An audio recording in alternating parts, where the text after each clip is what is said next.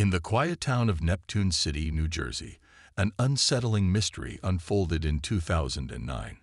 Jonelle Melton, a dedicated teacher known for igniting her students' curiosity, met a tragic fate within the walls of her own apartment. As the investigation began, secrets emerged, pointing to a web of hidden motives and unexpected connections. The truth behind Jonelle's untimely demise remained shrouded in darkness, waiting to be unraveled by determined investigators and the pursuit of justice. Hi, and welcome back to our channel. If you are new here, please consider subscribing, as it helps us motivate to create more intriguing content for you. Let's have a look at the cold case of Jonelle Melton. On September 14, 2009, Jonelle hadn't arrived at school by 8 a.m. The school secretary requested Michael Melton, Jonelle's ex-husband and a teacher at the same school, to check on her at her apartment. Jonelle and Michael had met during college, dated, and got married in Jamaica in August 2003. They both worked as teachers at Red Bank Middle School. 3 years into their marriage, things were going well, with Michael feeling loved and cared for despite his busy schedule due to his basketball business. Eventually, they decided to split but remained friends and spoke on the phone daily. Michael went right to Jonelle's apartment when the school secretary told him that she had not come to work. When he got inside, he called her name. When he went into her room, she was lying on the floor. Michael saw something on Jonelle's dress that looked like blood. He thought she must have fallen while she was putting on her makeup. Michael said that he remembered asking Jonelle what she had done. He thought she might have hurt herself because she could not handle being apart. Rescue workers went to Jonelle's room at 9:20 a.m. They quickly found out that she was dead. Investigators found that she had been beaten and abused over time, possibly to make her talk. 5 times she was cut, and twice she was shot in the head. She took such a hard hit that she broke her jaw in 2 places. Because the killing was so bad, investigators thought that at least 2 people were responsible. They got in through the kitchen window. On the chair by the window, there was a print of a foot. The apartment's kitchen was a mess. Someone looked like they were going through the cereal boxes while the drawers were open. People think that she died in her bedroom on September 13. The police found an old piece of torn duct tape. People think that it held something together. Her body was found next to some bloody rubber gloves and duct tape. The proof was gathered and stored so that it could be used in the future. The cops talked to Michael because he was the first person to find her body. First, the police tried to learn as much as they could about his connection with Jonelle. Michael said that they still ran into each other from time to time. He said he thought the questions were not very clear, but the cops needed as much information as they could get. Michael said that the night Jonelle died, he was at a friend's house. People looked into what he said. The cops talked to Michael's friend, and his phone records showed that he was not near Jonelle's apartment on the night of the crime. Michael also agreed to have his DNA taken 2 days after Jonelle was killed. There was a story in the news about the piece. It said Michael used to be her husband. People believed that Michael had killed her. Michael said that everyone seemed to be against him. Jonelle's family and friends all thought that he was at fault. Michael's friend was an attorney, and he told Michael that he would protect him for free. He would not talk to anyone. Michael went back to work and saw a note on his desk that said he could not teach or talk to kids anymore. Michael and his lawyer talked to school people. He had to get a desk job while the investigation was going on. 2 months after Jonelle's body was found, on November 10, 2009, the DNA from the duct tape came back. Michael's DNA was on the duct tape.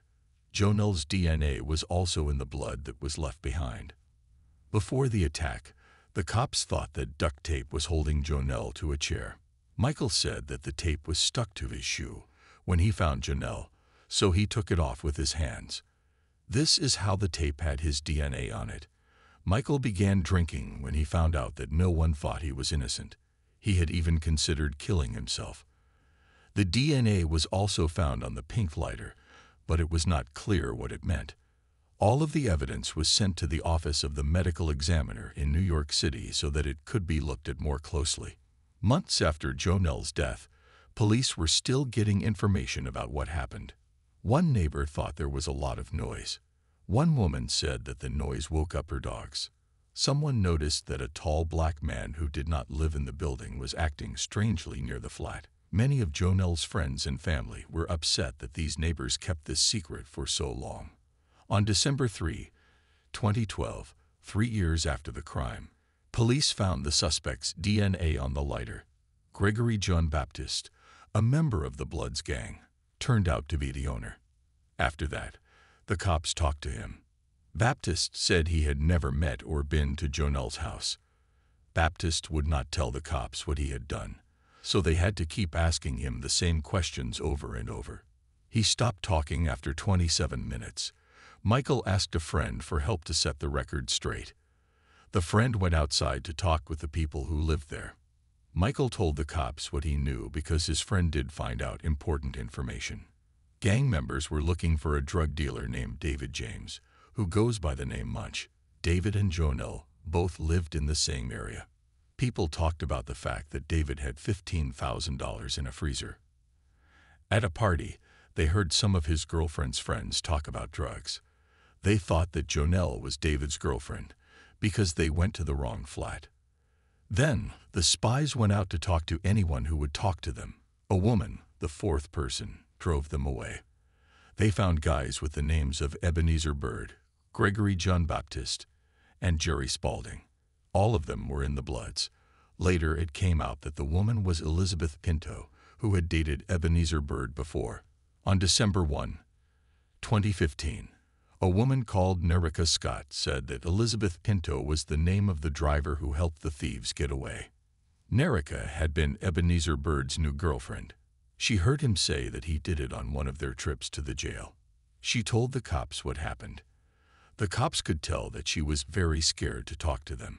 Someone asked Elizabeth Pinto to say something, but she did not want to.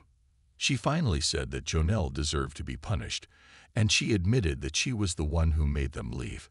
She told her that the 3 guys were all wearing black and told her where to go. Pinto had seen pictures of all 3 guys and knew their names. She said that she had no idea where she was going.